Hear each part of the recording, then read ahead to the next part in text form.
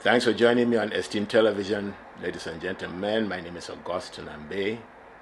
Let me start by apologizing for having been away for quite a while, but when something happening in the course of our struggle for our humanity, I will always make some time and come back and let's share some thoughts about it.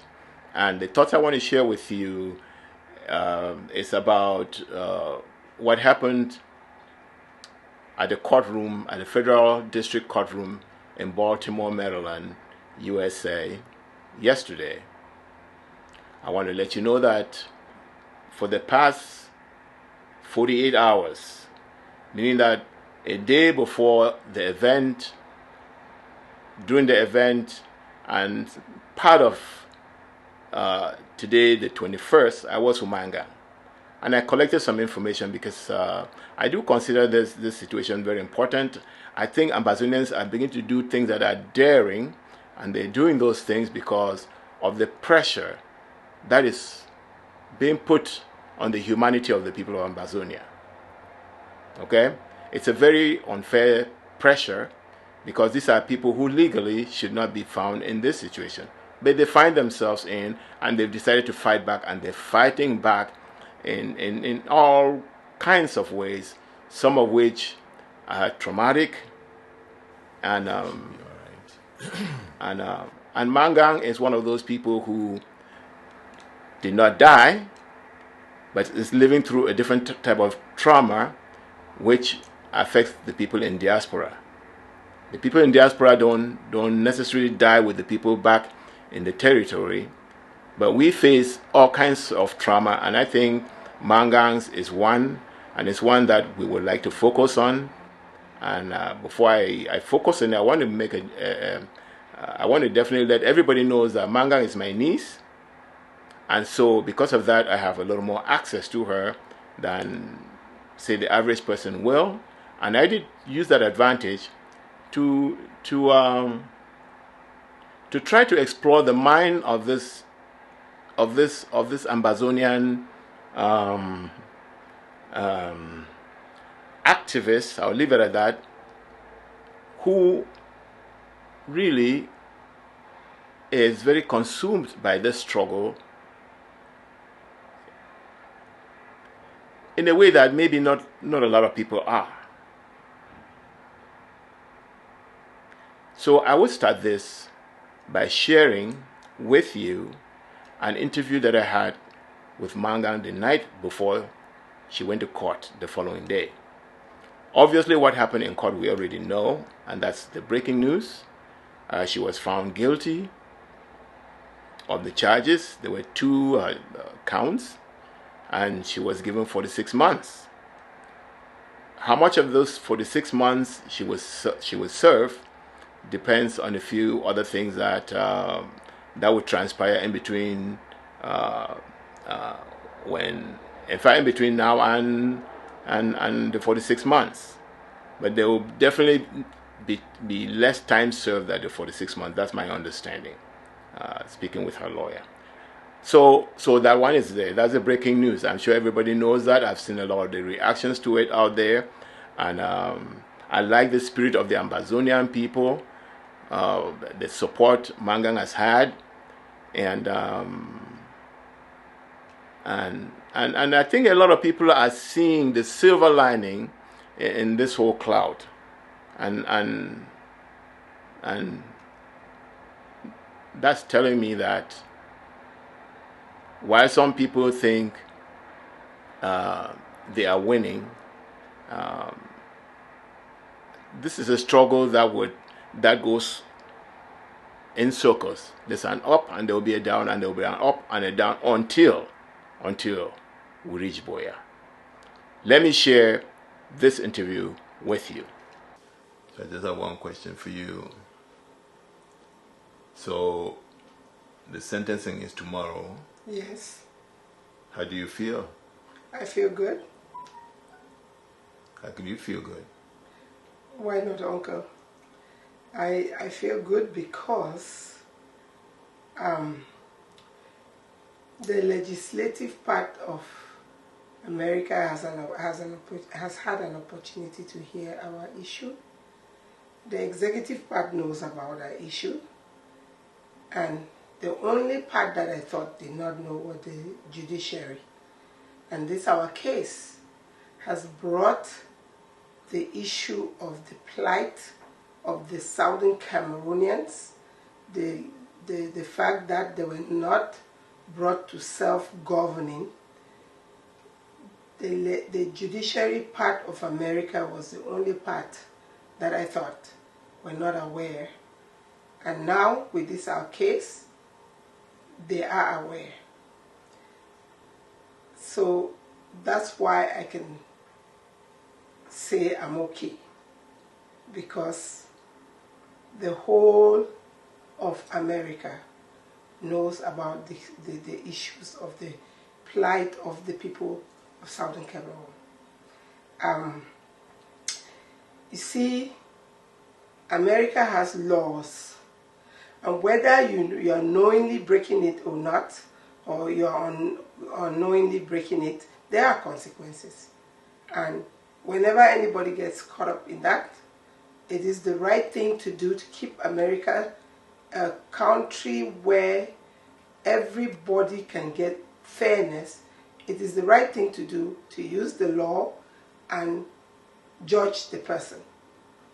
Unlike in other parts of the world that other things will be influencing that back and forth. In this case, it's really up to the judge. After he's used the law, he used the latitude that he has to decide what he's going to do about the situation. And I'm comfortable with that. So what is going to happen tomorrow?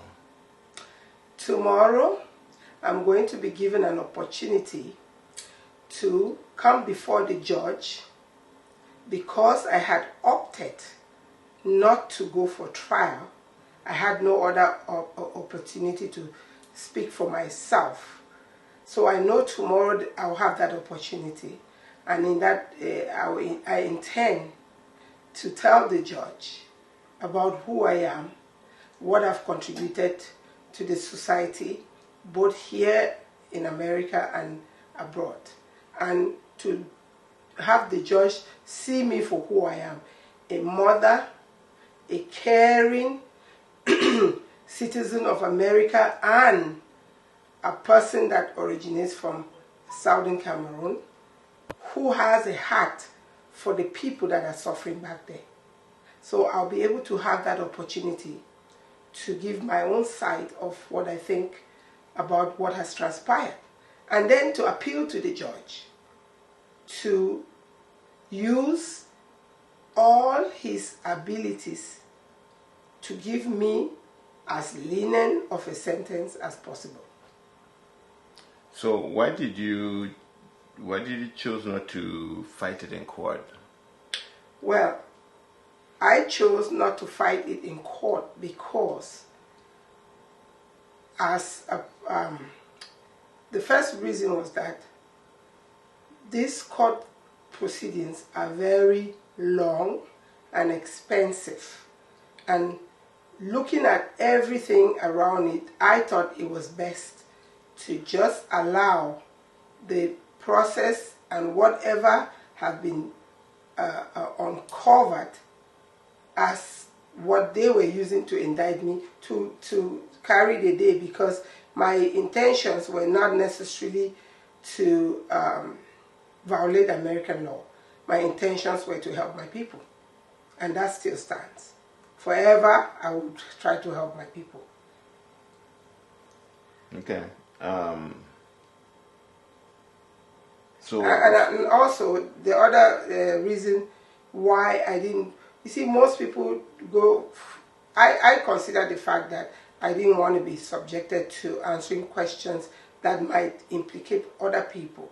I really did consider that, and I said I don't want, be it whether there are some people that may not have been conscious about what they were doing, and then by me answering questions on their behalf might implicate them, and I'm not. That was not what I was all about, and I didn't want to give an opportunity. You know, when you have a situation where your life is at stake and everything, You go up there, you might be tempted to say something that is not accurate and jeopardizing your own standing. So for me, it was easy to say, hey, I'm guilty, but the issue is that my people are suffering and I'm just trying to stop the killing. I'm trying to get the rest of the world aware of this going on. There's so much going on. People dying in Yemen, people dying in Ukraine, people dying in Somalia. Everywhere is dying. So my issues from my own part of the world was just so small that if I didn't use whatever abilities I have to bring it to the spotlight, it would not have been a thing that would be taken seriously. Today, at least, even if the international community is not talking as much as they should be talking, the everyday Ambazonian, Southern Cameroonian, and the everyday Cameroonian, which is a French Cameroonian citizen, are getting more and more aware of what the truth about the history of these two nations are. And that's an achievement. Okay.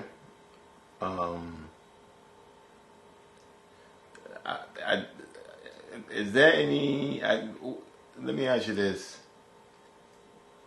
Any? Are you hearing from the community? Oh yes, I've been able to get a whole lot of support from the people that are affected by this, and those who are still struggling. I've heard from refugees in Nigeria. I've heard from prisoners in Kondengi. I've heard from prisoners of war, prisoners of conscience in Kondengi. I've heard from regular Ambazonians, Southern Cameroonians in Cameroon, not to talk of the ones in America. I have so much support. It can make me cry when I think about it. And I've been holding my heart. But you know, the interesting thing that is that in as much as I've gotten such positive support, I can always say that I've gotten support too from Cameroonians, French Cameroonian citizens, because even the ones that hate my guts, they are talking about it. And every time your issue can be talked about, it's an exposure. So I find I just can't seem to see the bad of what has brought the publicity part of it. It has brought our case to the open. The fact of the matter is that our nation, Ambazonia, Southern Cameroon, has been occupied by Cameroon, being influenced by the French, and even the Cameroonian citizens are stuck in that mess. They are not fighting back because they think we are the enemies and they all need to join and fight us. But in reality, they are suffering. We are beginning to get ourselves out because, you know, when you start trying to fight, the hardest part is the beginning of the fight. But once you start the fight goes on. Even when people are not shooting guns, like it could be the case right now, the fight goes on. You only know that that fight is going on when you try to say something negative against the party that, you know, is your own side, and you hear how people react to it. So. Okay. Not everybody has been very supportive. So what do you tell those who are not supportive? Well, the point is the way they approach me. If they approach me in a manner where they are trying to make a point about something that they think I did wrong, I will have a discussion with them. But if they're trying to insult me, I don't lose sleep over it. But when I have a chance to get back at them, I do. So I think I asked you this question. What's the worst thing that can happen tomorrow? What's the worst thing that can happen tomorrow? In court. Well, the worst thing that can happen in court is that they postpone it. I'm looking at tomorrow as a day of liberation. Why? Because many people don't know that it's been 5 years since I've been in a state of expecting tomorrow. And that's not a pleasant thing for anybody to live through. Even if your neck is to be cut, you will need to know sooner than later, and let's get on with the whole thing. So that maybe if they cut your neck, you can run and find a surgeon to put it back together again. Maybe you survive. But just being in that limbo, it's like you're on death row, right? And who wants to be on death row, uncle? So it's best. I think what can happen, that is the worst thing tomorrow, is for that day to be postponed. I'm ready for a judgment to be passed. And I am praying for the judge that he makes the right decision. Okay, so what's the best thing that can happen tomorrow? The best thing that can happen tomorrow is that the judge sees through me, applies the law without prejudice, and set me free. Even as he knows that, and what would be the reason for that? I feel like the reason will simply be that I did accept to the judge that it was not the best thing to break laws trying to help your people. That I can find other ways to be able to do it without breaking the law. All right. I'm going to ask you this one, which may not be something you're thinking about. You know, without what the British did and the UN, obviously Southern Cameroon's Ambazonian will not be in the situation, and you will not be in the situation. What do you tell these two powers especially?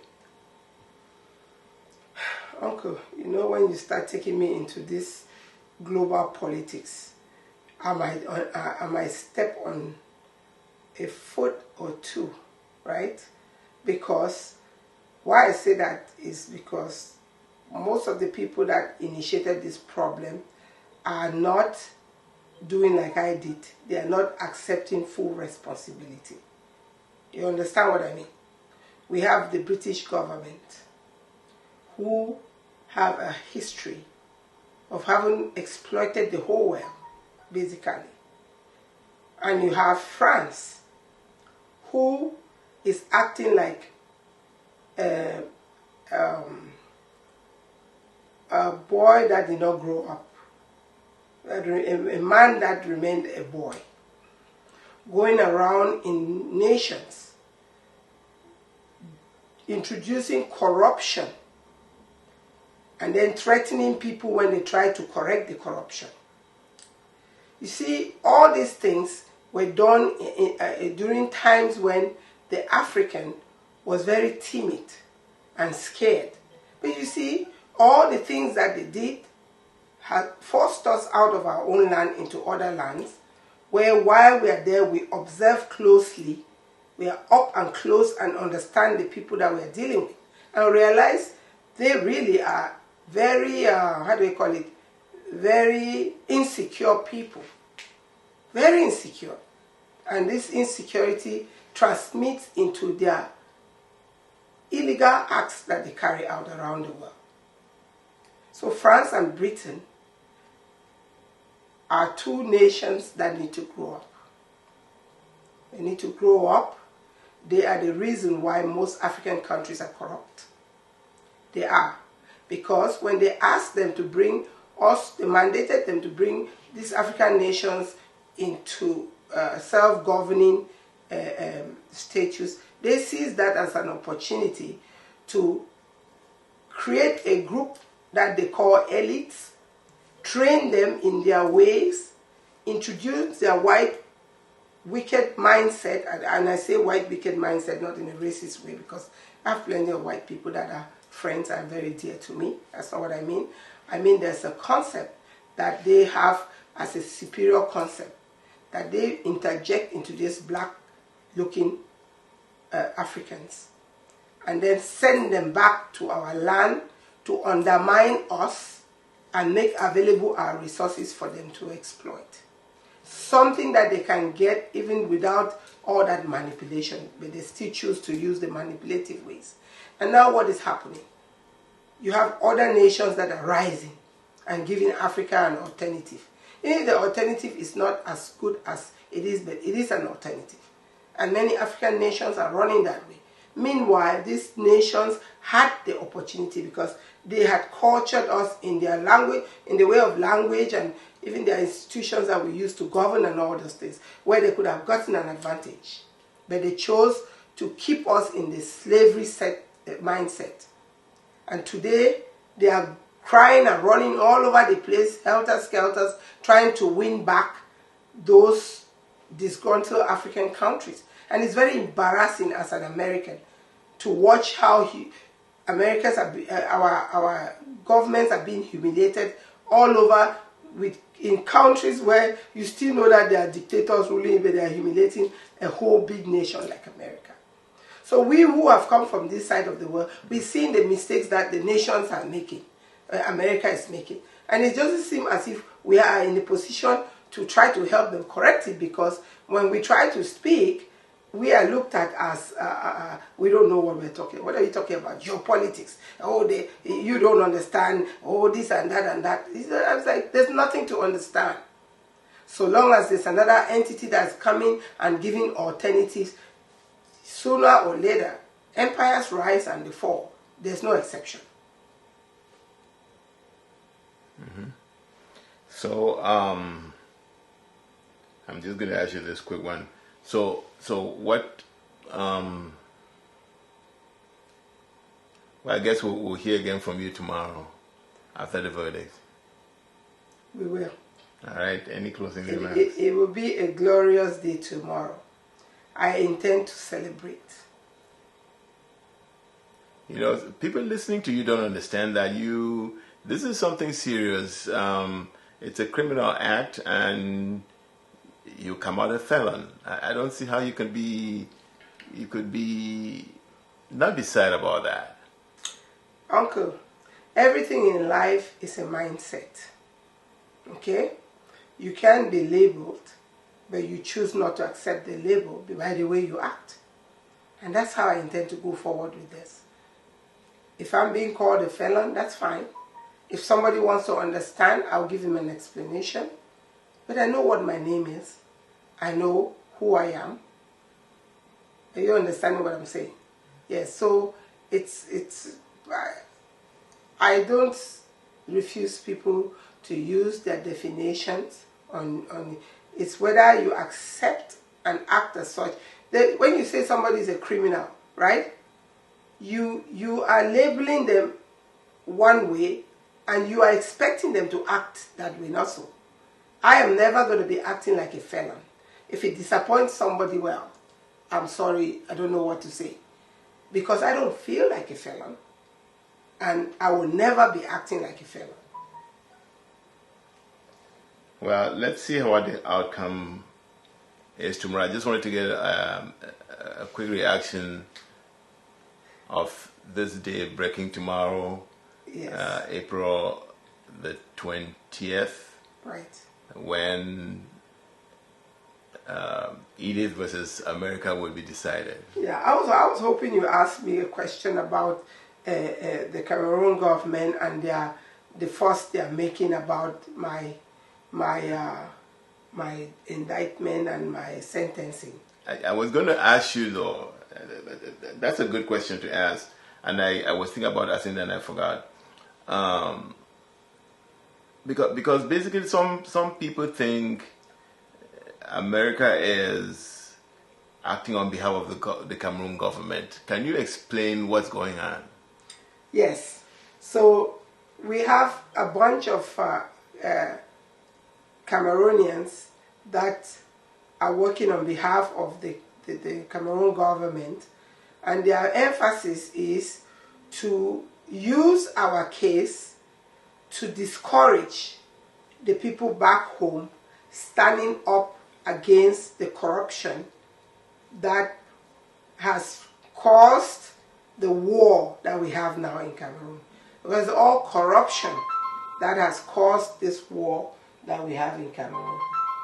So they are using it, but the situation that, for me, the way I'm looking at it is that they fail to see what a blessing the Ambazonian revolution has been for the Cameroon, the nation Cameroon.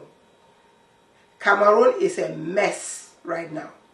It don't take me to say that. It's a total mess. I don't think the leadership there understands what the hell they have been doing or what they need to be doing. So, and that's why they go after, well, let me put it the way this guy said it, Churchill, one of the leaders in Britain. He said that he doesn't, if he stays chasing after the dog, how many dogs, what did he say? I don't know exactly what he said, but you don't go bothering with little things if you have bigger things to do, right? You see that Cameroon government is big on bothering with little things because they don't have an idea as to what to be doing. They don't. They've made a mess of the nation. Every entity there is working for their own stomach and exploiting the young men that have signed up to be military men, using them and sending them off to be doing more damage to themselves and to the Ambazonian youths. And then they think that they are gaining. But when they come back, the corruption is still there. The crookery is still there. The falsehood is existing. And with that, not working for the nation, but working for their pockets, the nation is going away. Mm-hmm. Are you getting my point? Mm-hmm. So at the end of the day, I'm looking and laughing because one me cannot be, if put away, cannot be the solution of the whole mess that they have down there. You see what I'm saying? Yeah. So what are they? Do you know how they're defining your case? Because I'm asking because it seems like they think it is the American government helping them.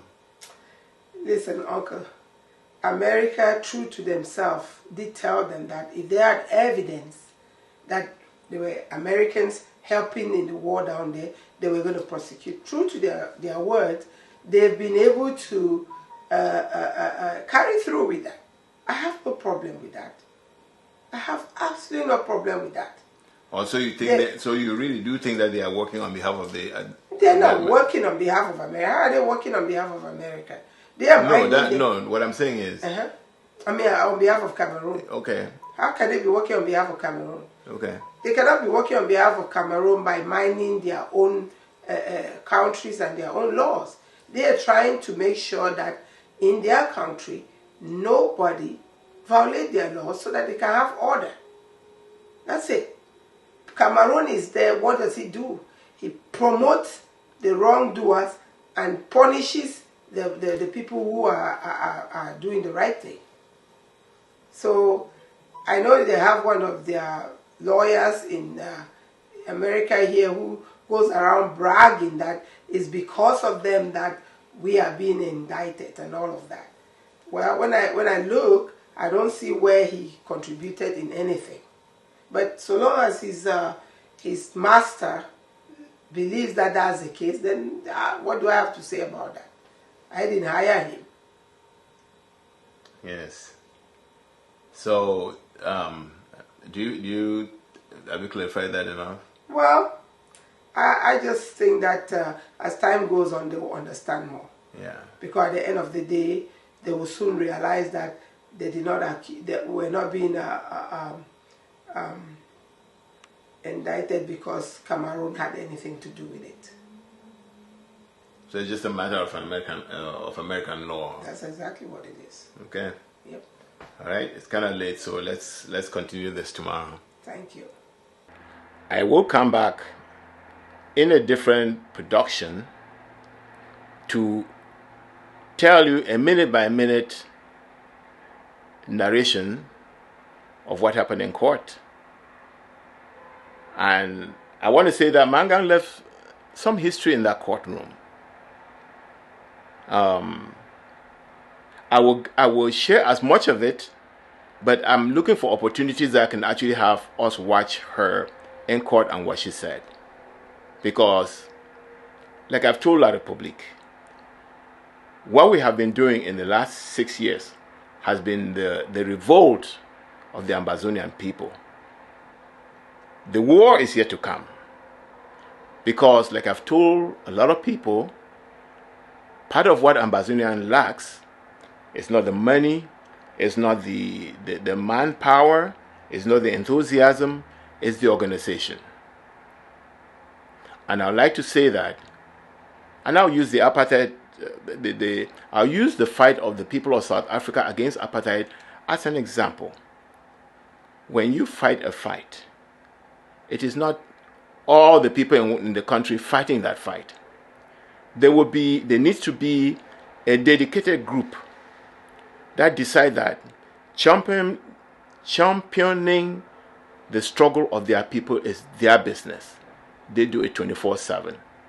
So they will do the planning, they will do the fighting, and by this small group, what they will do is that they'll control information, they'll control strategy, and some of what has happened in the Ambazonian riot, in the Ambazonian revolt in the last 6 years will not be happening.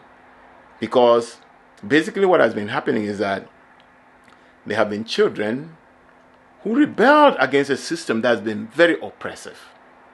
And they formed their little neighborhood or village groups to go and fight. Obviously, that's not how they're going to win that fight.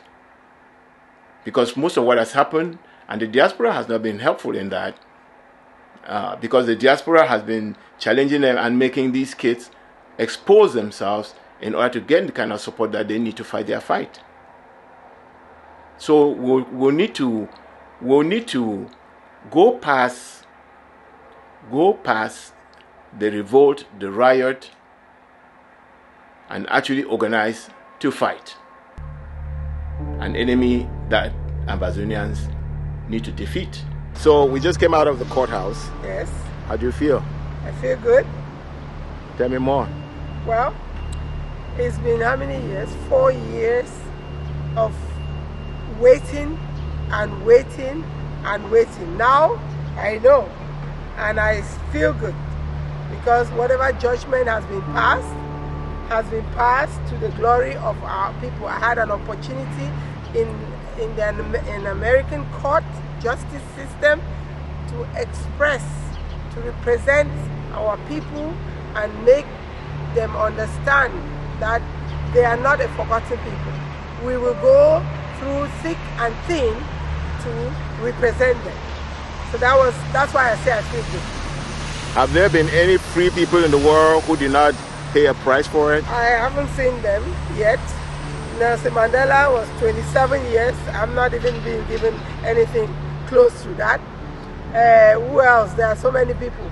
And besides, the way I know it, the people that made America what they are were people who sent guns to their people, fought the British, violated all kinds of rules, treasonous rules, and all of these things to make their country what it is today that we all are benefiting from.